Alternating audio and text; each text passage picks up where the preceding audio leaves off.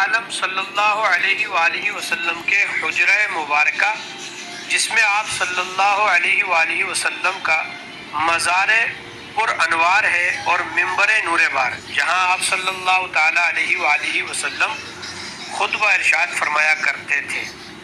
اس کا درمیانی حصہ، جس کا طول یعنی لمبائی 22 میٹر اور عرض چوڑائی 15 میٹر ہے، روضۃ الجنہ یعنی جنت کی کیاری ہے۔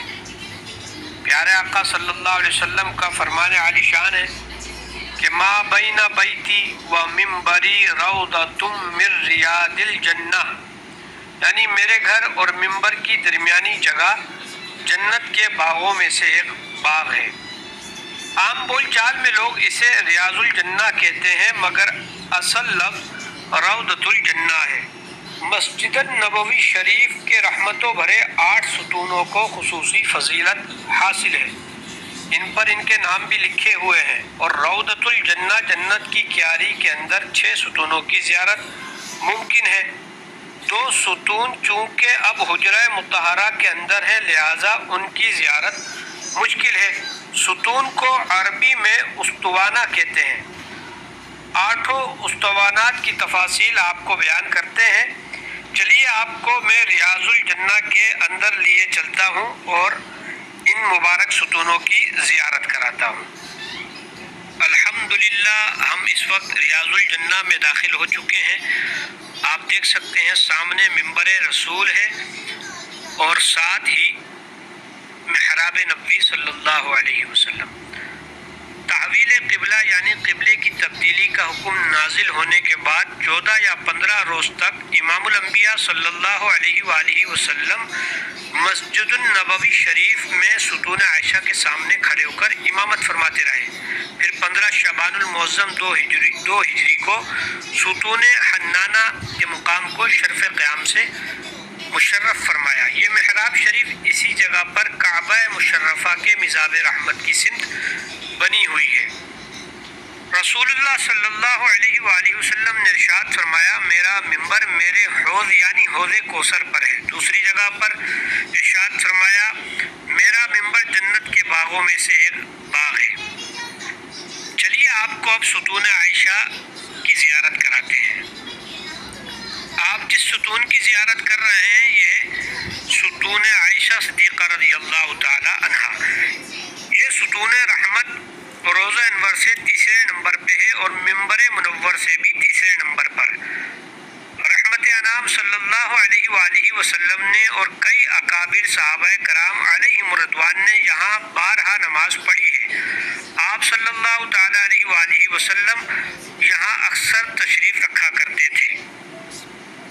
اسی ستون عائشہ کے متعلق سید عالم صلی اللہ علیہ وسلم نے ارشاد فرمایا کہ مسجد نبوی شریف میں ایک جگہ بہت زیادہ بابرکت ہے، اگر لوگوں کو علم ہو جائے تو انہیں وہاں نماز پڑھنے کے لیے ہجوم کی وجہ سے قرہ ڈالنا پڑے۔ صحابہ کرام علیہم رضوان نے سیدنا عائشہ صدیقہ رضی اللہ تعالی عنہ سے وہ جگہ دریافت کرنا چاہی، مگر انہوں نے بتانے سے پہلو تہی کی۔ بعد ازاں سیدنا عبداللہ بن زبیر رضی اللہ تعالیٰ عنہ کے اصرار پر انہوں نے جگہ کی نشاندہی فرما دی، جس پر موصوف فوراً وہاں پہنچے اور نفل پڑھنے میں مصروف ہو گئے۔ اسی طرح صحابہ کرام علیہم رضوان کو بھی اس ستون رحمت کا علم ہو گیا، اسی وجہ سے اسے استوانہ عائشہ کہا جاتا ہے۔ ایک روایت کے مطابق یہ جگہ دعا کی قبولیت کے لیے خصوصی اہمیت رکھتی ہے۔ اس وقت آپ جعلی مبارک کی زیارت کے ساتھ استوانۃ السریر کی بھی زیارت کر رہے ہیں۔ اسی کے ساتھ ایک استوانۃ الحرس بھی موجود ہے، اور اسی کے ساتھ تیسرا استوانۃ وفود بھی آپ دیکھ سکتے ہیں۔ ان کی تاریخ کے حوالے سے بتاتا چلوں، استوانۃ السریر یہ ستون رحمت استوانہ توبہ کی مشرق جانب جعلی مبارک سے ملا ہوا ہے۔ جب تاجدار مدینہ صلی اللہ علیہ وسلم اعتکاف کے لیے مسجد النبوی شریف میں قیام فرماتے تو کبھی اسی جگہ سریر یعنی چرپائی بچھاتے، جو کھجور کی شاخوں سے بنی ہوئی تھی، اور اکثر رات کو چٹائی پر استراحت آرام فرماتے۔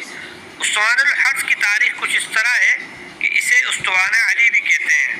حضرت مولا علی مشکل کشا رضی اللہ تعالیٰ عنہ اکثر یہاں نوافل ادا فرماتے، راتوں کو محبوب باری تعالیٰ صلی اللہ علیہ وسلم کی پہرے داری کی خدمت انجام دیتے، اور استوانہ وفود، یہ ستون رحمت استوان الحرس کے پیچھے واقع ہے۔ جب کبھی گرد و نواز وفود عرب قبول اسلام کے لیے دربار رسالت میں حاضر ہوتے تو ہمارے پیارے آقا صلی اللہ علیہ وسلم اکثر اسی مقام پر تشریف فرما ہو کر ان کو اپنی زیارت سے مشرف فرماتے، اور صحابہ کرام علیہم رضوان ارد گرد بیٹھا کرتے تھے۔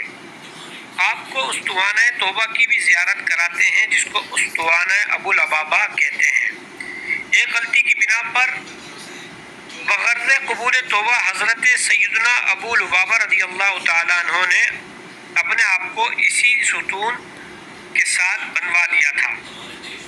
پیارے آقا صلی اللہ علیہ وسلم اسی ستون کے ساتھ اکثر یہاں پر نفل ادا فرماتے، مسافر یا مہمان بھی یہاں آ کر ٹھہرتے تھے۔ اسی جگہ تشریف فرما کر آپ صلی اللہ علیہ وسلم فقراء مساکین حضرات میں قرآن کریم کی تعلیم اور اسلامی احکام کی تربیت بھی فرماتے۔ یہ ستون پنکھے کے پیچھے ہے، آپ نے اگر بغور دیکھا ہو تو استوانہ ابو لبابہ اس پر لکھا ہوا ہے۔ آپ کو ایک اور ستون استوانہ حنانہ جسے کہا جاتا ہے اس کی بھی زیارت کراتے ہیں۔ یہ ستون محراب نبی صلی اللہ علیہ وسلم سے بالکل ملا ہوا ہے۔ ممبر منور بننے سے پہلے سید عالم صلی اللہ علیہ وسلم کھجور کے ایک تنے سے ٹیک لگا کر خطبہ ارشاد فرماتے تھے۔ جب ممبر اتھر بنایا گیا، سرکار صلی اللہ علیہ وسلم اس پر تشریف فرما ہو کر خطبہ ارشاد فرمایا تو تنا آپ کے فراق یعنی جدائی میں پھٹ گیا اور چیخیں مار مار کر رونے لگا۔ یہ حال دیکھ کر تمام حاضرین بھی بے اختیار رونے لگے۔ سید عالم صلی اللہ علیہ وسلم نے ممبر انور سے اتر کر اس کھجور کے تنے پر دست انور پھیر کر فرمایا، تو چاہے تو تجھے تیری جگہ چھوڑ دوں اسی حالت میں تو پہلے تھا، اگر تو چاہے تو جنت میں لگا دوں تاکہ جنتی تیرا پھل کھائے۔ لمحے بھر کے بعد سید عالم صلی اللہ علیہ وسلم نے صحابہ کرام علیہم رضوان کی طرف متوجہ ہو کر فرمایا، اس نے جنت اختیار کی۔ اسی رونے کی وجہ سے اس تنے کا نام حنانہ پڑ گیا۔ حضرت سیدنا حسن بصری رحمۃ اللہ علیہ جب یہ واقعہ سنتے تو خوب روتے اور فرماتے، جب کھجور کا ایک بے جان تنا فراق رسول میں رو سکتا ہے تو کیا تم نہیں رو سکتے؟ اللہ کریم سے دعا ہے کہ اللہ کریم ہمیں پیارا آقا صلی اللہ علیہ وسلم کے عشق میں، محبت میں رونے والی آنکھیں عطا فرمائے۔